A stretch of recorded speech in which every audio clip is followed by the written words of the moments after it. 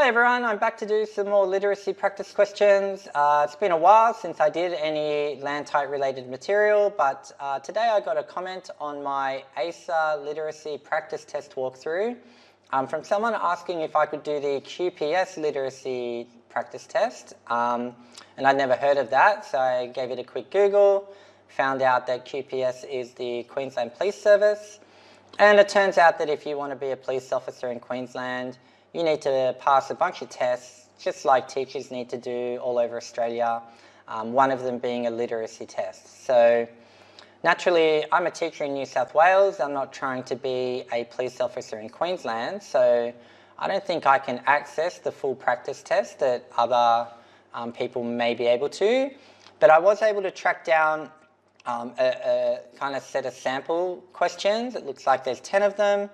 And hopefully working through these will help you prepare for whatever test you're trying to prepare for, whether it is the QPS process or more likely if you're watching my videos, the LANTITE. So it's summer holidays for me, so I figure I got a bit of free time, might as well get back into it with these LANTITE materials. I got a homemade iced latte, so that'll help me hopefully work through these questions, and let's just jump right into it. So here we are on question 1. We've got a poster here, and we've got a question being, what is the purpose of this poster? So what I might do is I'll read through it, we'll take a look at all the options, and like normal, we'll just pick the option that seems like the most correct. And I don't know how I'm going to do, how hard these questions will be. I really have no idea about the background to this test and the kind of level of difficulty that they pictured at, but let's just see how we go. I don't know if I'm going to find out whether I'm right or wrong as I go or only at the end, but we'll work it out. So here we are. The poster says, tell Metro Corp to move the new freeway entrance, no trucks on residential streets. The new Metrolink freeway plans have missed the opportunity to take noisy, polluting, dangerous trucks off our suburban roads. The proposed freeway entrance will start only 200 metres away from houses, a local school and a community centre, have a raised road which will mean dangerous goods will be carried over homes, dig up the Mulberry Creek Reserve, destroying 30 years of regeneration work. Why not use the empty industrial land on the southern side of the freeway? Tell Metro Corp to stop cost cutting and extend the freeway away from residential streets. Have your say, email Metro Corp about this issue at this address, and it's from the City Truck Action Group, Friends of Mulberry Creek. Okay, so what's the purpose of this poster? Here's our 4 options. Option 1, to persuade Metro Corp not to go ahead with building the freeway. I don't think that's correct. I don't think they want to stop the freeway. I just think they don't like that it's going through residential streets. To persuade people that the Metrolink freeway should not be built, again, that's just another way to think of, as a different version of the first option really, just persuading people instead of Metro Corp about stopping the freeway, but I think again that's not what's trying to be done here. To highlight the problems with the freeway entrance location and to persuade people to write to Metro Corp. That sounds pretty correct to me. Again, it's highlighting all these problems and it's saying tell Metro Corp to stop cost cutting, have your say, email Metro Corp. That sounds right to me. Let's have a look at this last one. To convince people that the problem with trucks in suburban areas is that they are noisy, polluting and dangerous. I think that sounds correct, but I don't think they're trying to convince people that these things are true. I think they're saying these things are true, and what they're really trying to convince is about this freeway entrance location and saying right to Metro Corp. So I'm going to go with this third option. If I hit next, it just goes to the next question. Okay, so I have a feeling we'll find out if I'm right or wrong at the end, and I'll find a way to kind of, assess why if I get anything wrong. Okay, so we've got this same poster. Why are the Friends of Mulberry Creek involved in this issue? They're concerned about the safety of park users. Maybe. They're concerned about truck noise affecting park users. I think that's true. They're concerned about the environmental effects of trucks. Maybe. They are concerned that the park they look after will be ruined. I mean, they all sound pretty kind of relevant. I mean, so let's have a look. Why are the Friends of Mulberry Creek involved? Well, if they're Friends of Mulberry Creek, they probably care about the park.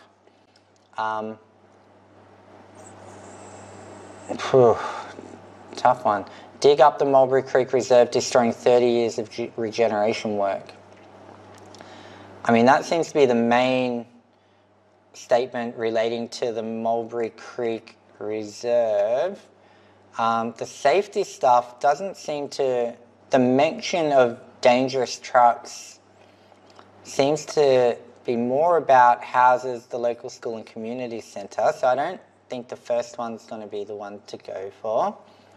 They're concerned about truck noise affecting the park users. I mean, really, I don't think so.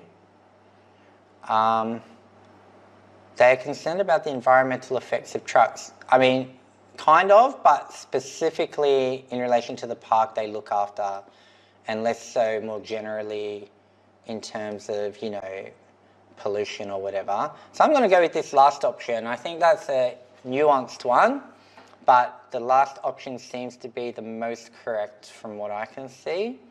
So let's go next. Okay, same poster again.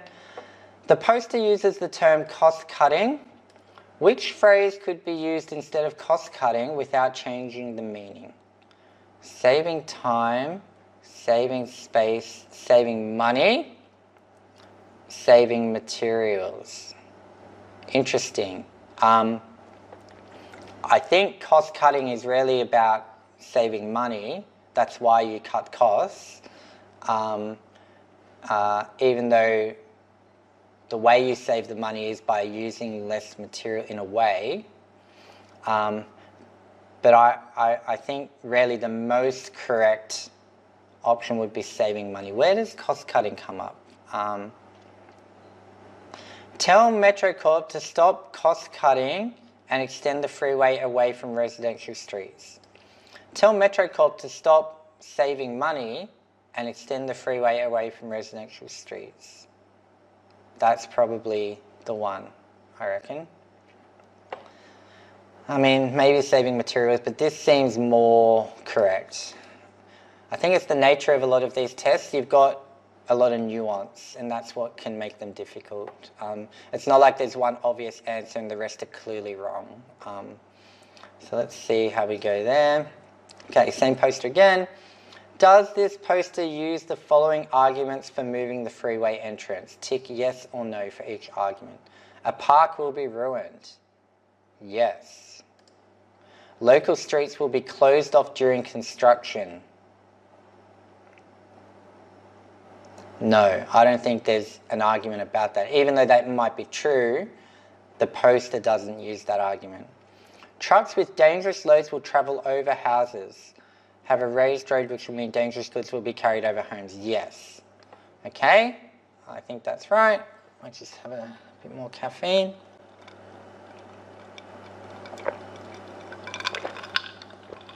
Okay, let's go. All right, let's work together to make our suburbs safer, healthier, and truck-free. Which group of people does this suggest the poster is aimed at? Definitely not truck drivers. Local residents, not the government, and not the managers at Metro Corp, who really are being portrayed as the enemy, really, for their cost-cutting ways. Yeah, and I don't think the government's really involved at all. I mean, they could be, but this poster's aimed, I think, at getting local residents to do something about Metro Corp. So that's who the poster's aimed at, I think. So let's go with that. All right, now we have a new artifact here. It's a news report.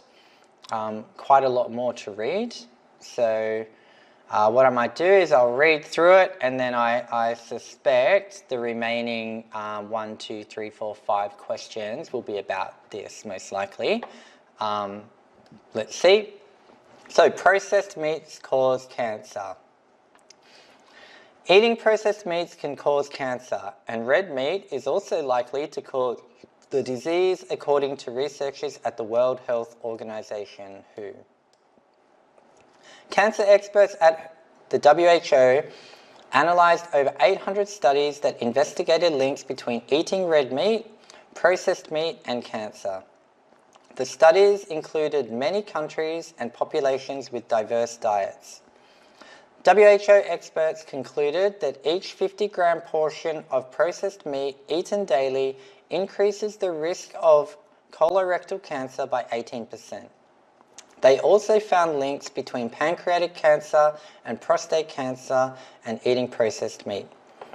Kurt Strafe, head of the Monographs program at the International Agency for Research on Cancer, IARC, the cancer agency of the WHO, said that while the risk of developing colorectal cancer from eating processed meat is small, this risk increases with the amount of meat consumed.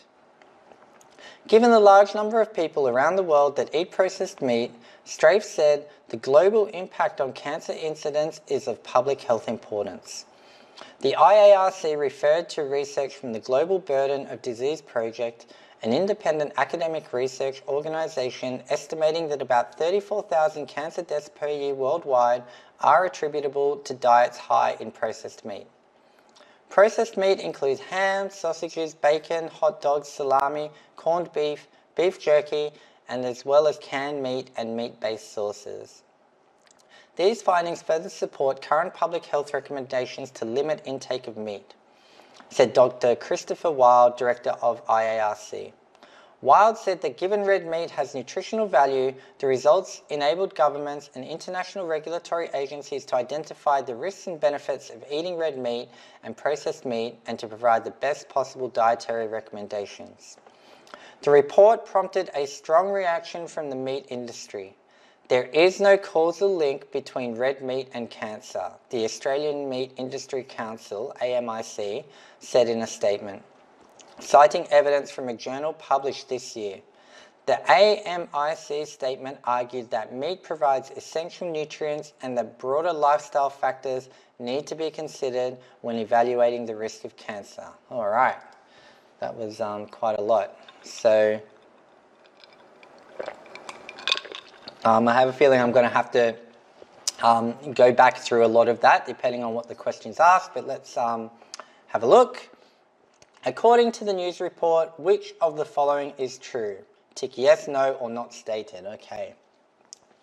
Eating 50 grams of ham every day can make you 18% more likely to get cancer. There's 50 grams. Each 50-gram portion of processed meat eaten daily increases the risk of colorectal cancer by 18%.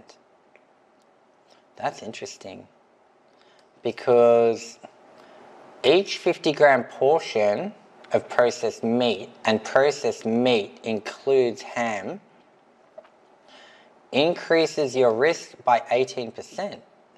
Eating 50 grams of ham every day can make you 18% more. I think that is true. They haven't specifically stated 50 grams of ham, but they have implicitly stated it by saying if you eat 50 grams of processed meat and processed meat includes ham, then you could put ham in the place of processed meat and you get each 50-gram portion of ham eaten daily increases the risk by 18%. Yeah, I'm going to go with yes there. Let's see. The way the processed meat is cooked is a factor in how likely it is to cause cancer. I don't remember anything about that. I don't think there was any statement about the way it was cooked. So I'm going to say not stated. Eating red meat definitely causes cancer. I don't think it's saying that. It's talking about risk. The possibility, you know, there's definitely not saying you will definitely get cancer. I think it acknowledges that it's about trading off risks and benefits. So yeah, let's go with no there. Over 30,000 people die every year from cancer linked to eating high levels of processed meat. So over 30,000, and here it says about 34,000 cancer deaths worldwide are attributable to diets high in processed meat. Yeah, I think we can say yes to that. Okay, all right, let's, I mean, maybe I've understood, maybe I've oversimplified some of these, but I think I've been careful, and that's kind of what I want to go with. So let's see how we go. Okay, which sentence best describes the information presented in the article? Okay. There is a small chance of developing cancer from eating processed meat that increases if more meat is eaten. Okay. Now, that's interesting because I do remember somewhere it being said that the risk is small. So eating processed meats can cause cancer. Okay, cancer experts. Okay, for each 50-gram portion, you increase the risk. While the risk of developing colorectal cancer from eating processed meat is small, it increases with the amount of meat consumed. And that is what this sentence is saying. So I'm actually going to start by going with that and only changing if the latest sentences are more correct. So cancer experts think that eating processed meat and red meat may cause cancer, but the results are inconclusive. I don't think that's a good description, or at least it's not better. It may be true that the results are inconclusive. I mean, there's always going to be two sides to the argument. In my experience, there's always research that can advocate for different conclusions. You know, you start with your conclusion and then you get the research to back it up, and that may be true in this case too. I don't really know enough about it, but I don't think this article is saying that the results are inconclusive, or at least that's not the focus. So I'm going to stick with the first option for now. People can safely eat a small amount of processed meat as long as they have a healthy lifestyle and balanced diet. I mean, that is true, but I don't think that's the best description of what this article is trying to say. There is a bit of a comment that kind of talks about that. Where is it? Public health recommendations. Given red meat has nutritional value, the results to identify the risks and benefits of eating processed meat.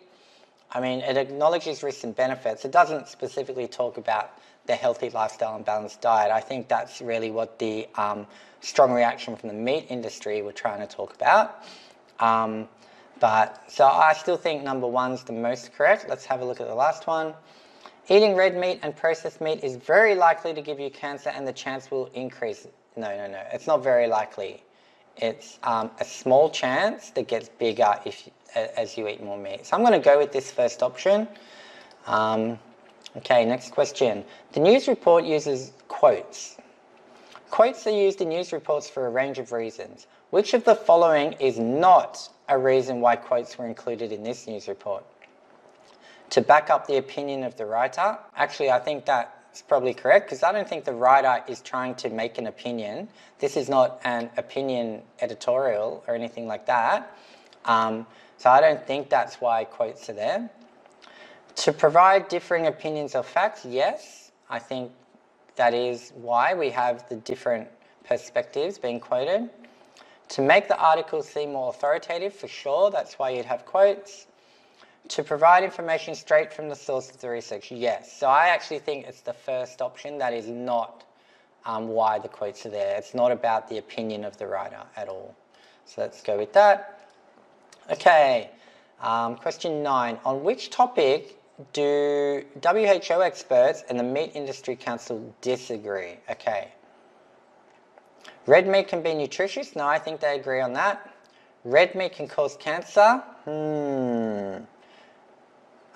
There is no causal link between red meat and cancer. Yes, I think they definitely don't agree on that. Processed meat can cause cancer. They don't talk about that. It's very interesting because eating processed meats can cause cancer, and red meat is also likely to cause the disease according to researchers. So the WHO are saying processed meat and red meat can cause cancer. The Meat Council or the meat industry are saying there's no link between red meat and cancer. So they're kind of implying that they don't disagree with the processed meat causing cancer. They're only taking issue with specifically the mention of red meat. So that's interesting. So I think red meat can cause cancer, they disagree. Processed meat can cause cancer, they don't disagree, I think. Eating more processed meat increases the risk of cancer. I don't think they necessarily disagree on that either. It's rarely about red meat. It's an interesting subtlety there. I think most people who read that won't appreciate the nuance between red meat and processed meat. And most people would probably read this to say the meat industry disagrees with all of it, and actually it's contentious, the whole thing, even though technically processed meat causing cancer is not the contention here. Everybody's agreeing on that bit. So let's go with the second one. I think that's the idea with that question. Okay, yeah. And now finally, if the risk of developing colorectal cancer from eating processed meat is small, what is the importance of the study? Okay.